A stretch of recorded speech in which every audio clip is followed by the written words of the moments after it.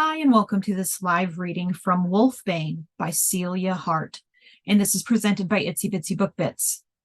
Chapter 1, 2 years ago, Jasmine. Rules. I was good at following rules. Rules like always bring home report cards with a vertical line of A's. Go to temple to worship the moon goddess, Artemis, every week. Prepare dinner for the family on weeknights. Help keep the house clean. My parents had lots of rules, and I followed them. The number one being never, ever date anyone who isn't your mate. I liked rules. They kept my life simple.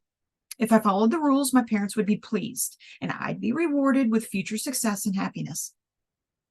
At least that's what I believed for a long time. Looking back, I could pinpoint the day my feelings began to change, exactly a month before my 18th birthday. It was one of those perfect days at the end of August where the sun didn't scorch you and the breeze was cool on your skin. Engrossed in a book, I had lost track of time when the loud drumming of a woodpecker broke my concentration, and I realized, oh shit, I was late meeting my best friend Lucy. Wasting no time, I hopped on my bike and sped through the woods to meet her at what was dubbed the party lake, where we had plans to decorate for her boyfriend Luke's goodbye party happening later that night. I was in good shape, so pedaling quickly wasn't a problem. The scent of damp wood, pine sap, and decomposing leaves surrounded me as I pedaled through the lush Vermont forest, thick with trees, ferns, and pine needles littering the ground. Years of traveling these paths had made me confident in my ability to dodge rocks and tree roots on the uneven terrain. Maybe too confident. Changing gears, I pushed my legs harder, racing downhill along a path through the woods. I was well on my way when suddenly I lost balance, my bike shaking underneath me. I stretched my leg out to steady myself, only to step on a slippery leaf on a rock and, oh shit, that hurt. My ankle contorted all wrong, bent sideways, crushed by the weight of my body. I crawled out from under my bicycle and stood, hobbling a bit, searing pain shooting up my leg. Damn, I must have fractured my ankle. I picked up my bike and limped beside it to get to my destination. Wasn't going anywhere fast now. My ankle would take a good few hours to heal, possibly the whole night, depending on the severity of the fracture. I'd have to live with the pain until then. A twig snapped nearby. Instinctively, my head turned in that direction, taking my attention from the throbbing pain pulsing up my leg. That was when I saw him. Well, I didn't see his face exactly because it was partially obscured by a branch and a ray of sunlight directly in front of me, but I couldn't have concentrated on his face at that moment anyway. Without even realizing it, I stopped dead in my tracks. I lost all sense of my surroundings, time. I could only stare at this tanned Greek god standing before me. My gaze slowly made its way down his body from his broad shoulders and picture-perfect pecs to his six-pack abs. Oh my goddess! I was completely in awe. My gaze continued down his rock-hard stomach to where his body made a chiseled V, directing my attention farther south, a place my eyes had never gone before. Shit, it was hot. Where'd the breeze gone? My whole body was overheating, revealing feelings I'd never felt before. My stomach quivered, flames engulfed my skin, and a tingling sensation sparked between my thighs.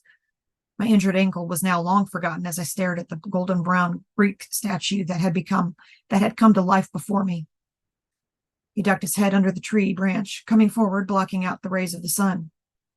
And when he looked up, our gazes locked. My lips parted. Oh my goddess! I actually said it out loud, yet it had a different meaning this time. I instantly recognized that it was Luke, Lucy's boyfriend. I had been ogling my best friend's boyfriend.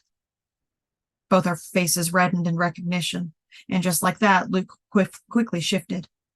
He was a huge wolf with gray, black, and brown fur on top and white fur on his bottom half. I was stunned and beyond embarrassed.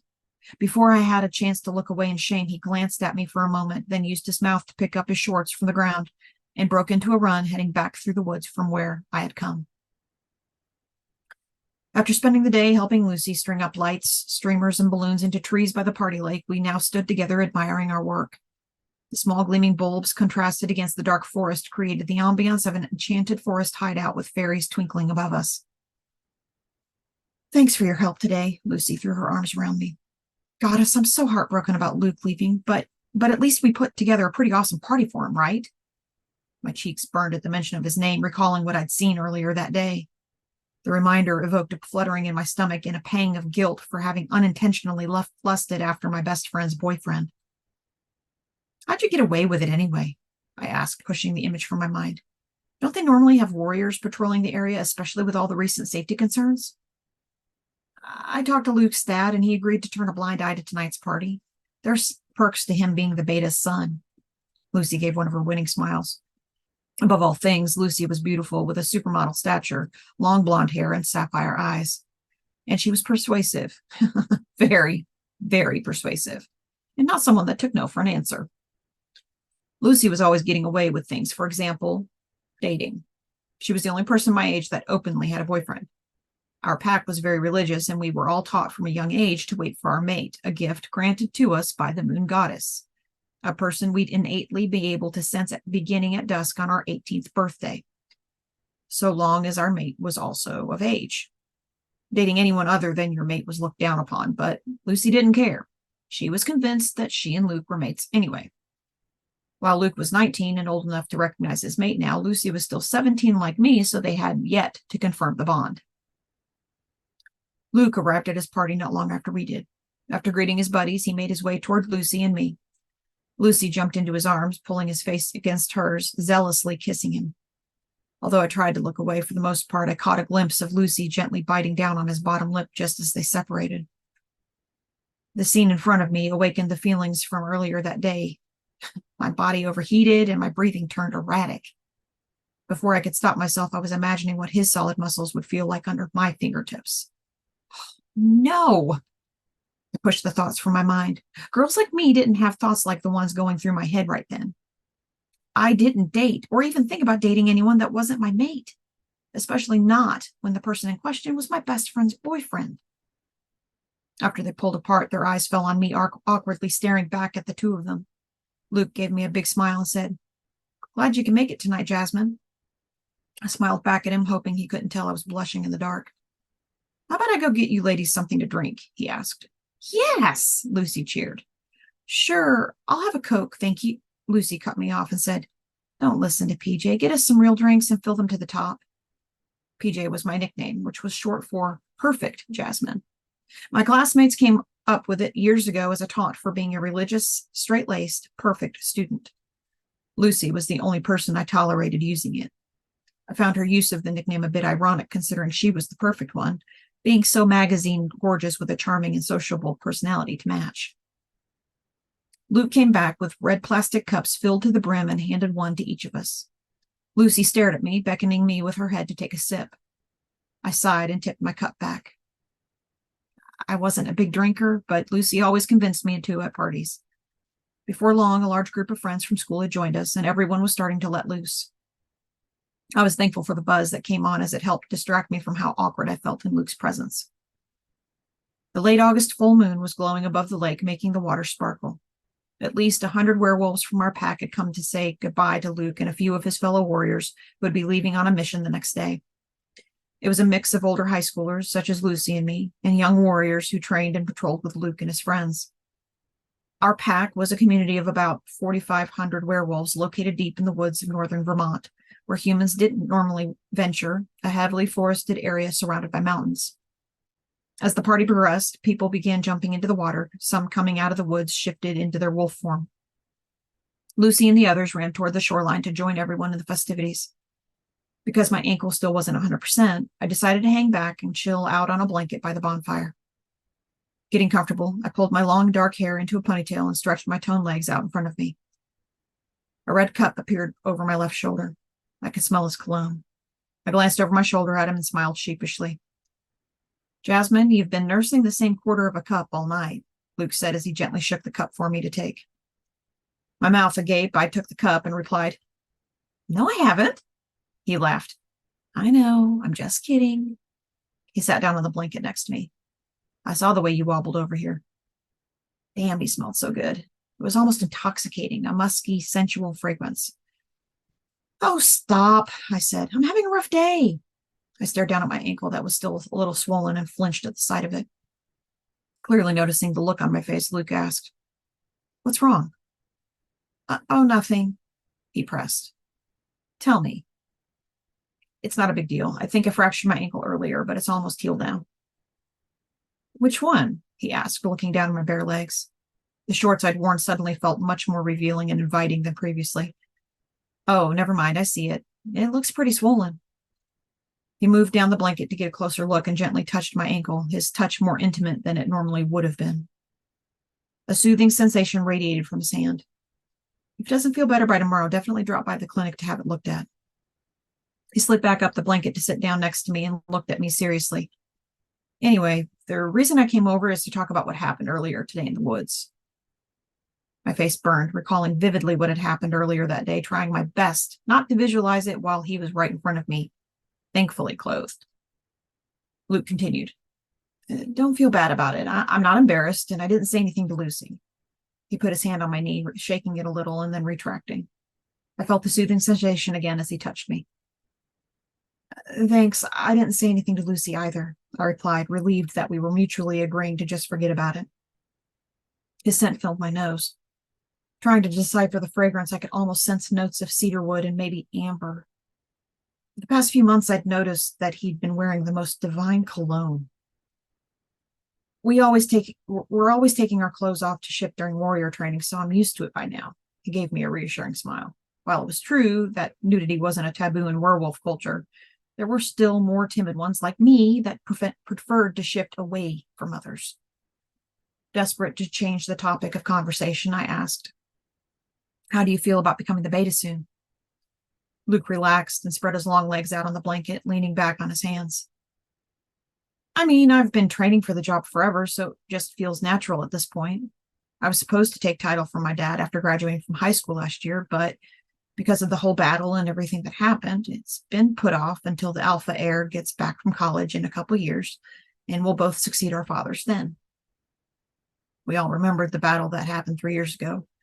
Our pack, the Midnight Maple Pack, had been called in to defend our ally in Quebec, the Lune Nordique Pack, against one of their enemies, the Bois Sombrero Pack, who had waged war on them. The battle lasted at least a week, and we lost many of our warriors. Our pack was still affected by the loss, as it happened so recently, and many people's children, mates, and parents had never returned. Luke continued. I was too young to go to battle back then, but the Bois Sombrero Pack is still a threat, so that's why I'm heading up north with some of the other guys to keep an eye on things for now. I'm actually pretty surprised my dad was okay with this party happening tonight with everything going on. Do you think they might attack us? Luke considered my question, looking out into the distance, appearing as if he were deep in thought, and finally replied. We shouldn't worry about that tonight. Let's talk about something less heavy. Like, how long did it take you to put up all these decorations? They look great. Thanks, I replied, relaxing into the conversation and feeling hopeful that things wouldn't be awkward between us. It took us a few hours. It was all Lucy's vision. I just followed her directions. She's great at throwing parties. I'm really more of a nerd and normally prefer to be at home with a good book. I'm kind of a nerd too, to be honest. He gave a coy smile. What are you currently reading?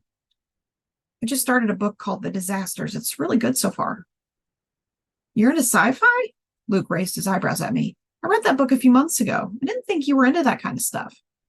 Yeah, I really enjoy sci-fi, I replied. Cool, he smiled. I never admit this to anyone, but I actually love my name because of Star Wars. I grew up watching it with my dad, and I used to pretend I was Luke Skywalker as a kid. He chuckled. Okay, I told you something embarrassing about me. Now you have to tell me something about you. Okay, I laughed. I never tell anyone my favorite sandwich because people think it's really weird, but I have a guilty pleasure for peanut butter, bacon, and banana sandwiches. Seriously?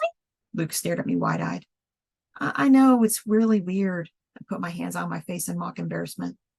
No, it's just crazy because it's my favorite sandwich too. I've never met anyone else that eats them.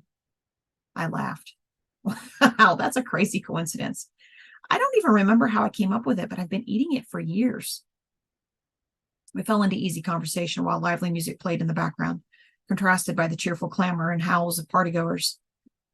I'd never really spent any time one-on-one with Luke before, but found that we avoided awkward pauses and never stopped having something to talk about. I regretted never being more friendly with him now that I knew we had so much in common. Luke moved closer to me, and I took a sip from the cup he had brought over, and then, it seemed like he was smelling my neck. I looked over at him, and he smiled. He did have a really nice smile that lit up his whole face.